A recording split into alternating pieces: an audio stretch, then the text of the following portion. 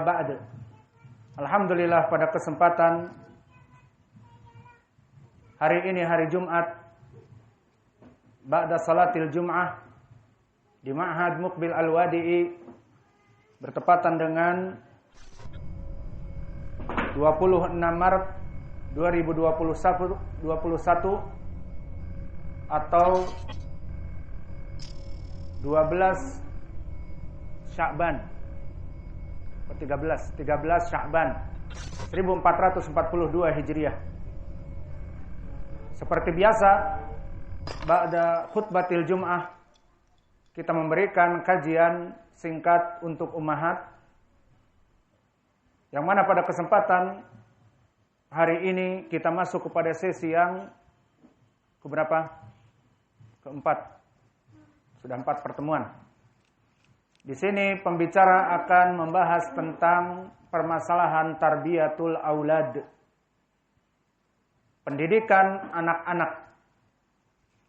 Maka ketahuilah ya ibadallah, bahwa tarbiyatul aulad, pendidikan anak-anak, itu adalah tanggung jawab bapak dan ibu, yang mana pendalilannya di dalam Al-Quran dan Sunnah. Seperti di dalam Al-Quran, ya ayyuhalladzina amanu qu anfusakum wa ahlikum nar. Wahai orang-orang yang beriman, takutlah kalian kepada Allah dan kepada api neraka. Dan jadikanlah anak-anak kalian ahlikum dan istri-istri kalian untuk terjauh dari api neraka. Maka khitab ini khitabnya untuk para bapak agar takut dirinya kepada Allah dan dari api neraka, dan kepada para bapak agar mengajari anak dan istrinya, atau jika dia tidak mempunyai ilmu, mengajak anak dan istrinya untuk diberikan tarbiyah yang Islamiyah, tarbiyah yang menyebabkan dia selamat dari api neraka dan masuk kepada surga. Itu makna dari ayat ini.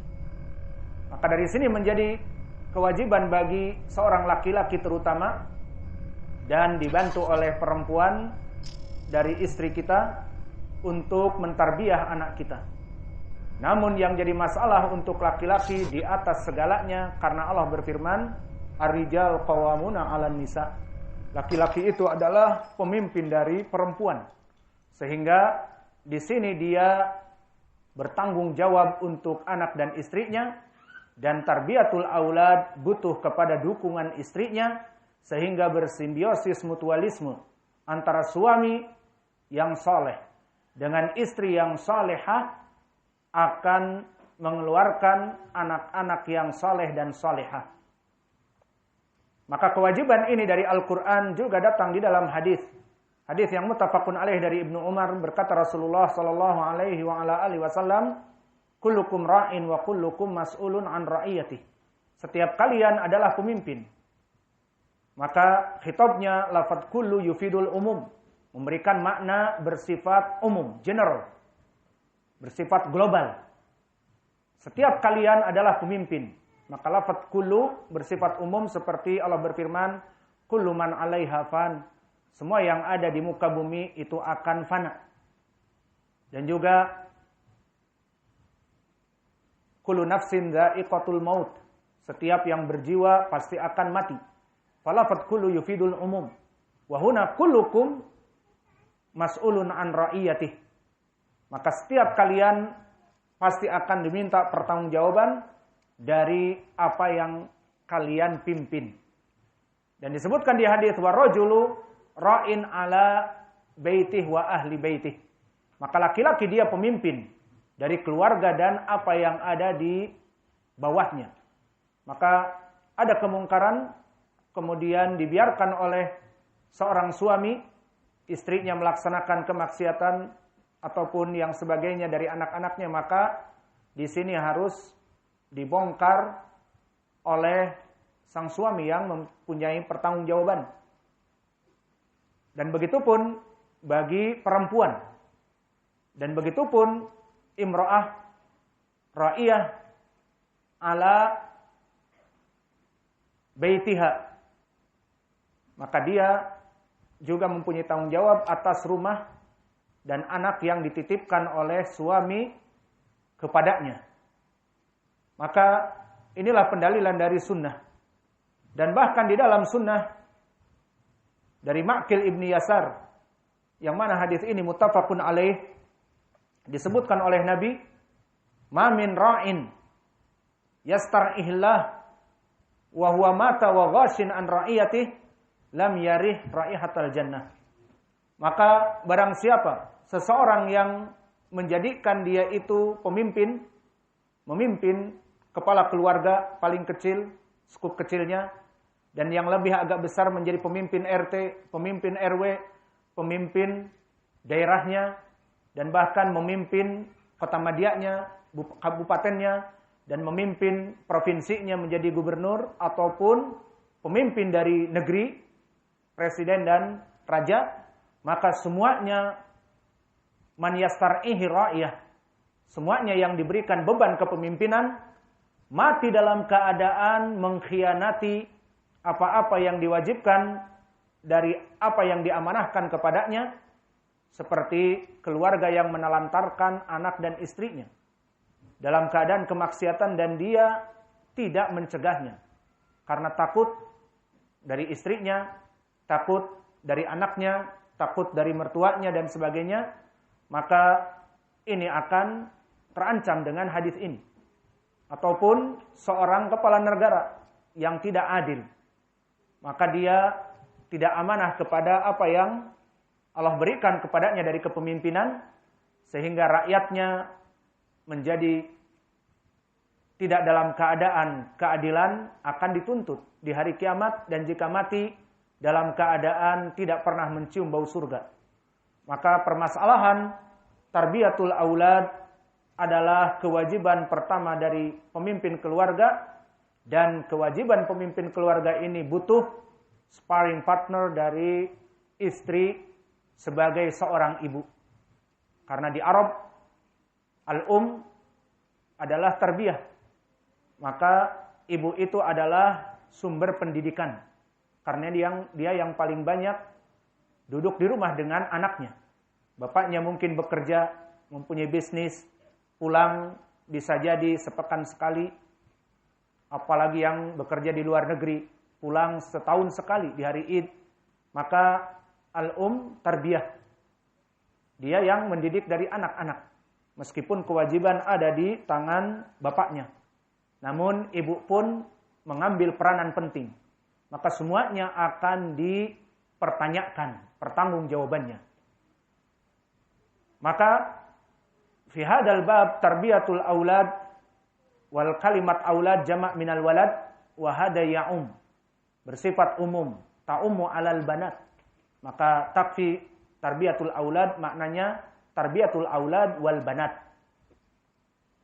Yang pertama, ma huwa al-awwal, apa dia yang pertama kali yang digapai oleh seorang bapak untuk mencapai tarbiyatul aulad yang sukses.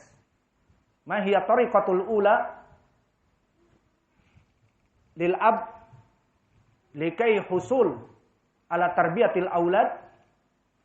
Maka langkah yang pertama untuk menciptakan tarbiyatul aulad yang paling baik adalah tangkih az-zawj fi zawaj ma'a zaujatih. Maka memilih teman hidup yang baik. Jika seseorang bapak ingin tarbiyah aulad yang tarbiyah al-islamiyah, falyatazawwaj bi imra'ah hafizatul Quran, hafizatul hadis. Ini proyek yang paling puncak tingginya. Jika tidak hafal Quran dan hadis, ya tidak apa-apa, yang penting ahli sunnah dan taat kepada suaminya dan mempunyai semangat untuk menuntut ilmu. Maka ini yang dicari pertama oleh seorang bapak yang ingin masuk kepada proses tarbiyatul aulad. Maka jika ingin anaknya menjadi musisi, pemain band, ataupun menjadi cover boy dan cover girl, maka cari istri di Bandung banyak. Cewek-cewek matre, cakep-cakep, cantik-cantik, putih-putih. Namun ya tarbiyatul auladnya nanti menjadi musisi. Nanti menjadi penari. Maka barang siapa yang ingin menjadikan anaknya tarbiyatul aulad, menjadi seorang yang mujahid, menghafal Al-Quran dan Sunnah, dan tidak takut kepada rongrongan orang-orang kufar ataupun kaum muslimin, berdakwah tegak di atas dan tegar di atas Sunnah dan Al-Quran, maka cara yang pertama bagi calon bapak ini mencari pasangan istri yang baik. Idza anta turid tarbiyatul aulad tamaman, idan tabahas imra'ah salihah. La tabahas imra'ah raqasah ataupun imra'ah tastaghal fi kharijil bait, kerja di luar rumah, yang waktunya bekerja untuk perusahaannya dan sebagainya. Bisa jadi dia di rumah mendidik anaknya, namun di sini waktunya tersita. Maka langkah pertama, thariqatul ula fi husul ala tarbiyah as-sahihah, awalan tangkih az-zawj fi bahthi an zaujah. Dan begitu pun kebalikannya. Seorang perempuan mengidam-idamkan menjadi ibu yang mempunyai anak-anak yang soleh, maka dia selektif juga fi bahthi an zauj. Datang seorang laki-laki preman penuh tato, kemudian karena dia seorang yang gagah, menawarkan jasa untuk meminang anaknya. Maka si perempuan ini menerima saja. Fa kaifa tarbiyatul aulad? Maka bisa jadi anaknya menjadi gangster karena memilih suami preman. Maka barang siapa perempuan yang ingin juga anaknya menjadi hafidul Quran, menjadi da'i ilallah, maka selektiflah mencari suami. Tidak bapaknya menawarkan laki-laki apa saja diterima. Maka datang laki-laki kaya dengan Pajero Sport, kemudian diterima, ternyata dia mudir bank, dia direktur bank, yang semua hartanya kebanyakan dari hasil bank yang riba. Yang mana di sana orang diperas, diambil tanah surat-suratnya, diambil mobil-mobilnya, dikarenakan tidak bisa membayar hutang kepada jasa yang mereka berikan. Maka selektiflah perempuan juga untuk mencari suami. Maka tarbiyatul aulad, cara yang pertama adalah selektif seorang bapak, calon bapak dan calon ibu untuk mencari istri-istri yang salehah. Maka oleh sebab itu, di dalam hadis yang muttafaqun alaih dari Abi Hurairah disebutkan oleh Nabi, fa'ankihul mar'ah bi'arba'. Maka nikahilah perempuan dari 4 perkara. Min jamaliha, dari kecantikannya. Wa min amwaliha, dari kekayaannya. Jika dia keturunan orang-orang kaya, jadi pilihan juga.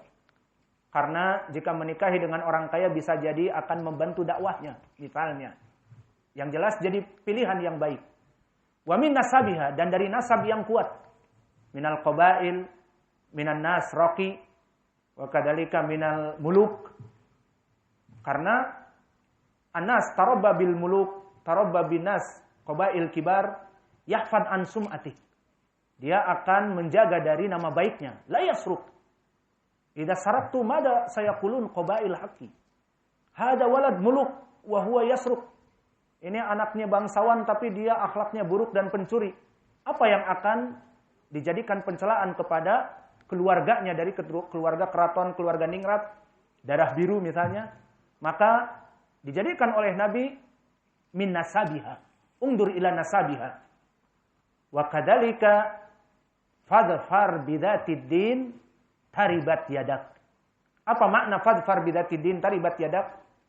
Idza lam yujad min hadhil asya' ats-tsalatsa fadfar bidzatid din taribat yadak.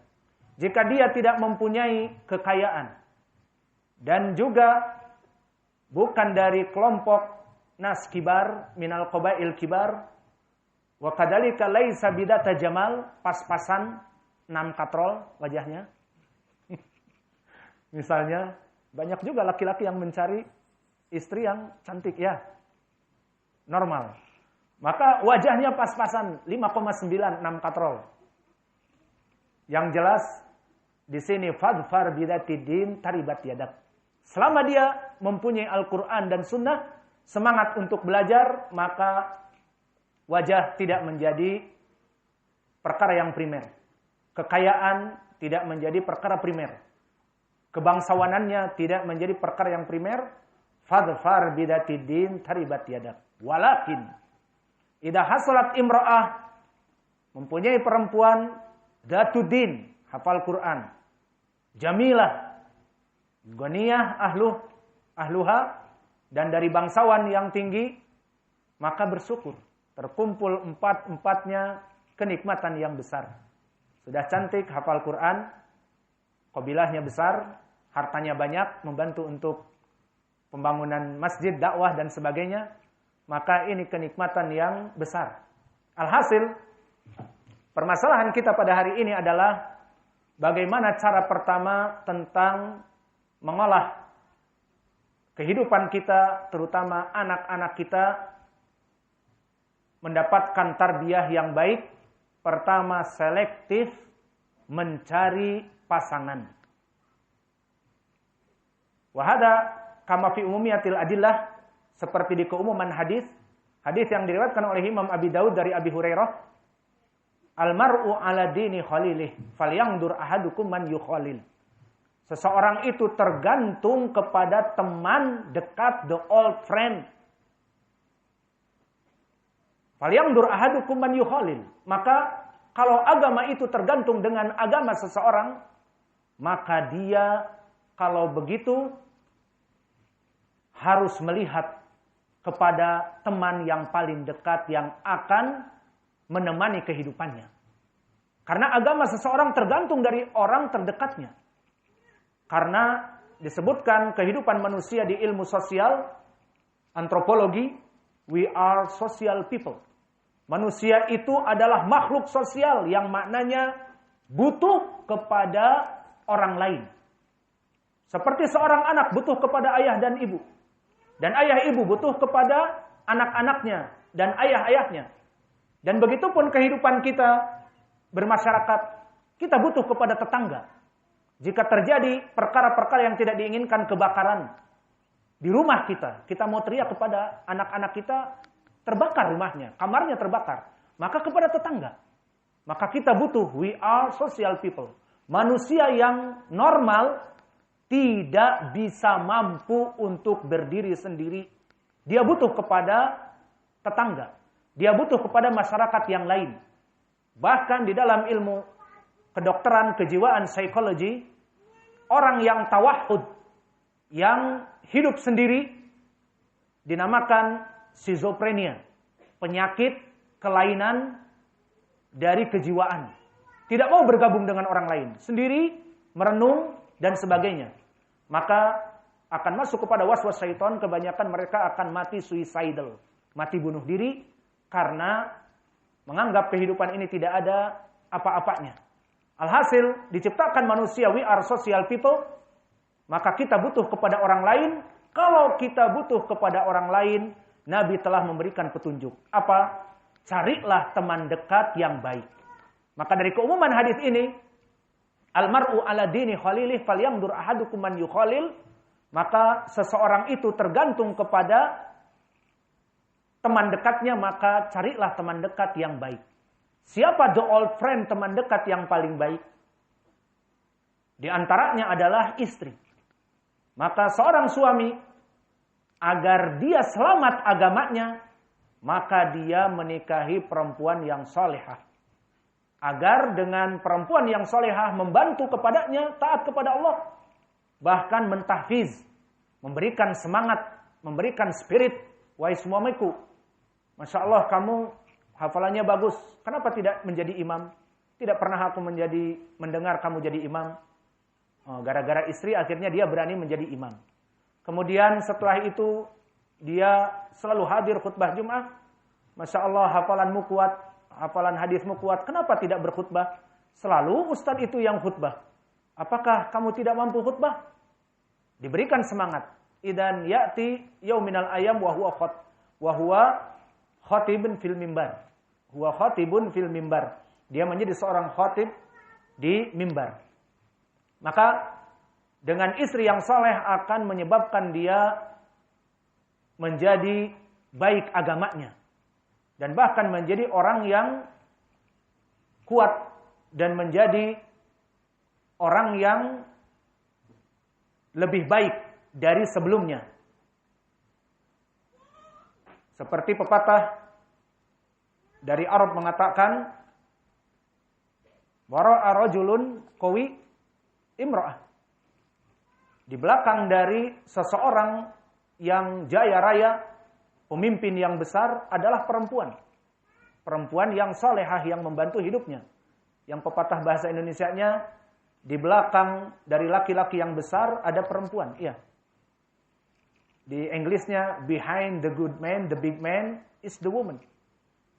Di belakang dari laki-laki yang besar adalah perempuan yang menyebabkan dia menjadi besar. Maka barang siapa seorang yang ingin dirinya menjadi besar dan mentarbiah anak-anaknya menjadi sukses, anak-anak yang datang dari sulbinya, maka butuh kepada partner yang baik.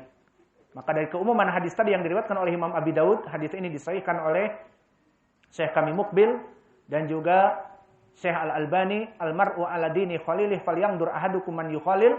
Maka seseorang itu tergantung dari teman dekatnya, maka teman dekat itu yang paling kuat adalah istri. Ini yang pertama. Dan teman yang paling kuat yang akan membina juga terutama kepada anak-anaknya siapa? Kedua orang tua. Seperti hadis yang muttafaqun alaih dari Abi Hurairah, "Ma min mauludin yuladu 'alal fitrah illa abawaihima an yuhawidanihi au yunasiranihi au yumajisanihi."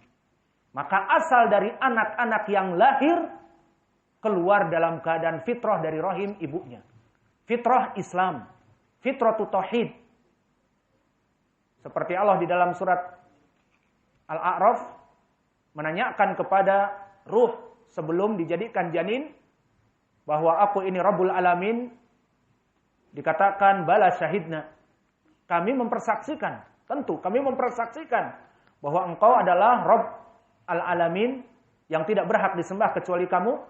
Namun manusia-manusia yang sudah besar masuk kepada lingkungan kesyirikan, dari bayi-bayi yang fitrah yang tauhid di alam ruh, maka dia masuk ke alam dunia mendapati bapaknya dalam keadaan Yahudi dan Nasrani dan juga Majusi, maka tuladu alal fitrah walakin dalam keadaan besar menjadi orang Yahud, Nasara ataupun Majusi dikarenakan kedua orang tuanya.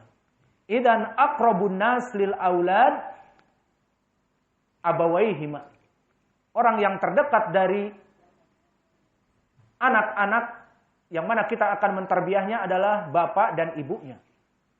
Sehingga jika seseorang menginginkan tarbiyatul aulad sukses dalam tarbiyatul aulad najah, maka dia pertama tadi mencari istri yang solehah.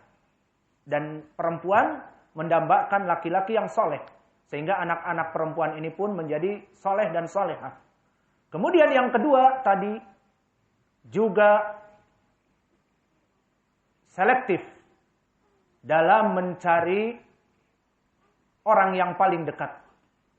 Maka si anak-anak mencari siapa yang paling dekat. Dan juga dari suami mencari siapa istrinya karena dia yang paling dekat, dan si istri mencari suami yang saleh, maka dengan ini terpenuhi akan terjalin tarbiyah yang thayyibah. Maka ini dari resep yang diajarkan oleh Al-Qur'an was sunnah dalam permasalahan tarbiyatul aulad. Maka di sini poin yang pertama, yang telah kita jelaskan, selain kita telah mengetahui adilah bahwa tarbiyatul aulad tanggung jawab ayah, kemudian tanggung jawab ibu, maka keduanya saling bersimbiosis mutualisme untuk mengajari anak-anaknya menjadi anak yang soleh.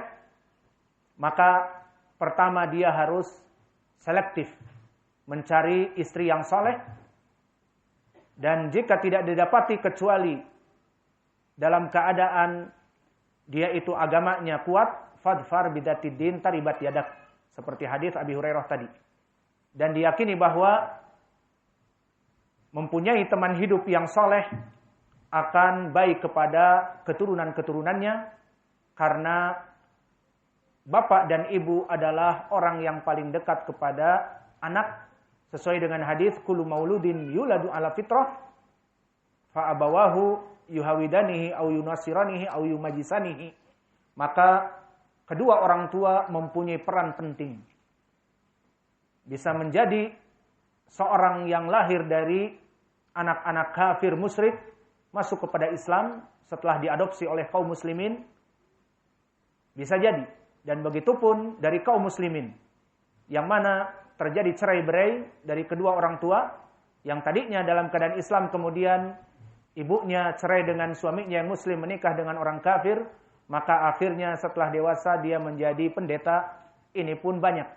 Alhasil inilah yang bisa kita berikan, bahwa tarbiyatul aulad tanggung jawab dari bapak dan ibu, dan juga cara yang paling baik yang pertama adalah dimulai sebelum kelahiran anak-anak, maka selektif seorang bapak mencari istri dan seorang istri mencari suami yang saleh dan salihah, maka diharapkan mendapatkan tarbiyatul aulad yang thayyibah. Wa naktafi ila huna wa jazakum